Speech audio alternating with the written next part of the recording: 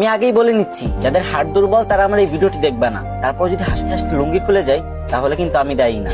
একটা লোক বিয়ে করলো, অনেকদিন হয়ে গেছে, কিন্তু তাদের বাচ্চা হচ্ছিল না। তাই সে এক ফকির বাবার কাছে গেল দোয়া চাইতে। তখন ফকির বাবা বলল, যা তোকে দোয়া করে দিলাম, খুব তাড়াতাড়ি তোদের সন্তান হবে। তারপর 1 বছর পরে লোকটির একটা মেয়ে সন্তান হলো। তখন লোকটি খুশিতে আত্মহারা হয়ে গেল আর মেয়ের নাম করার জন্য তাড়াতাড়ি ফকির বাবার কাছে চলে গেল।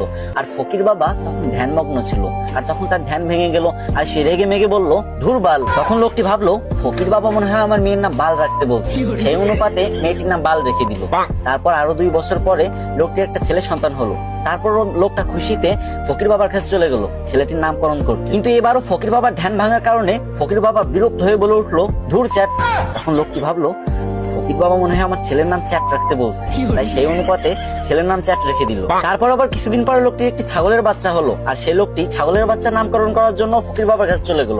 কিন্তু তখন ফকির বাবা একদমই ধ্যানমগ্ন ছিলেন না, আর যখন দেখলো ছাগলের নামকরণ করার জন্য তার কাছে আসছে, তখন সে প্রচন্ড রেগে গেল আর বলল, তুই একটা ছাগলের নামকরণ করার জন্য আমার কাছে আইসোস, যা তো ছাগলের বাচ্চার নাম পুটকি রেখে দিল। তারপর ছাগলের বাচ্চার নাম পুটকি রেখে দিল। তারপর ছেলে মেয়ে বড় হলো। তারপর লোকটি তার মেয়ের জন্য বিয়ে ঠিক করলো। কিন্তু যখন মেয়েটির জামাই বিয়ে বাড়িতে পা রাখলো, তখন সবাই চিৎকার করে বলতে লাগলো, এই বালের জামাই আইছে, বালের জামাই আইছে, তাড়াতাড়ি ওরা বরণ কর, আমার বালের জামাই আইছে।